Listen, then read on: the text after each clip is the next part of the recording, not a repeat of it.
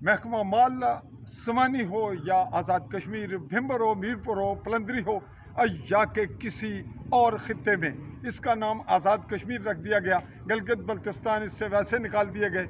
रियासत किस कैफियत में है, इसके इक़दामात, इसकी हुकूमती ढांचा और इसके इदाराजात की खराबियाँ और करप्शन जहाँ है, जहाँ नहीं, हम उसको शामिल नहीं कर रहे, लेकिन आपको ये बताते चलें कि महकमा माल की ख़तरनाक तरीन पॉलिसियों के बायस अवाम उस अजियत का शिकार है जितना अजियत का शिकार फ़लस्तीन के मज़लूम मुसलमान एक आलमी साज़ी किरदार के हवाले से ग़ुलामी या ज़िल्लत या मुश्किलात या अजियत बर्दाश्त कर रहे हैं। ये सूरत-ए-हाल है महकमा माल समानी की। यहाँ पे यह तज़किरा करते हुए कि जहाँ दफ़ा 144 का नफाज है और फौरी कार्रवाई मुकदमा अंदराज की होती है। एक वाक़या में ये 20 मई 2025 का वाक़या, और उसको रिपोर्ट किया जाता है बाकायदा तहरीर में। फिर पटवारी बड़ा ताख़ीर से उस पर मौके पर पहुँचता है अगले दिन या इस तरह, और फिर वो रिपोर्ट होती है और उस रिपोर्ट पे फिर महकमा दोबारा अफसरान उसको नायब तहसीलदार या तहसीलदार लिखते हैं कि आप इसमें ये इबाम है, इसको दूर करें। वो उस इबाम को दूर करता है, फिर इबाम रखा जाता है।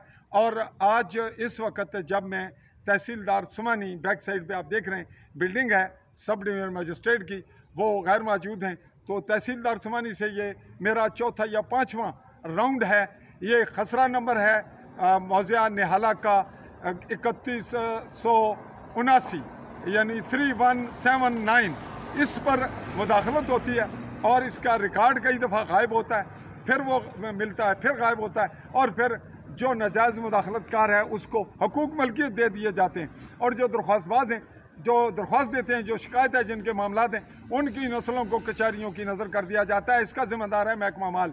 और फिर वो शख्स जब उबाली निकलता है तो कहा जाता है कि ये रियासत का मुखालिफ है, ये फ़लाँ इदारों का मुखालिफ है, हालांकि इस तमाम का बीज बोने वाले महकमा माल के लोग हैं।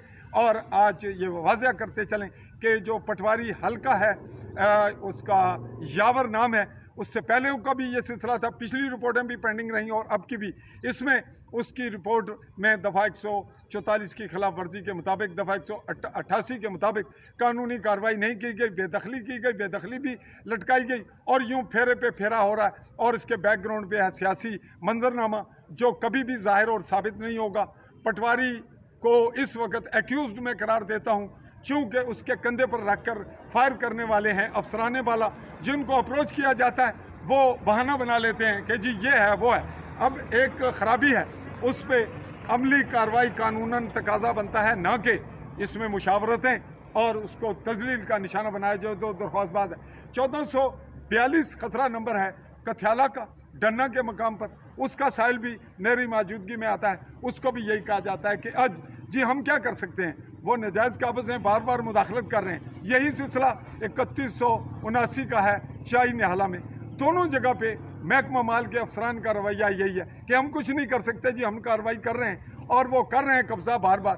तो जहाँ कब्ज़ा बार बार हो रहा है, गैर कानूनी कार्रवाई हो रही है, ये इदारा जात क्या करप्शन के लिए, उसको प्रमोट करने के लिए, और जो बैकग्राउंड पे खुफिया इनको टेलीफोन करते हैं, सियासी सिफारिशें करते हैं, उनकी इन्वॉल्वमेंट जो साबित नहीं होती, तो इसके लिए आवाम कहाँ जाएगी? ये सवालात छोड़े जा रहे हैं हम आप पर और डीसी भिम्बर पर भी, जो कि बज़ाहिर तो डीसी हैं, लेकिन अब उनके इक़दामात अहकामात पर अगर अमल नहीं होता तो ज़िम्मेदार कौन ठहरेगा? चाहूँगा इजाज़त। आली न्यूज़ के प्लेटफॉर्म से मुमलिकत जम्मू कश्मीर से मुखातिब आ रहा हूँ, चौधरी फजल रहमान, गरबी जम्मू के ज़िला भिम्बर की तहसील समानी के तहसीली हेडक्वार्टर से। अल्लाह हाफ़िज़।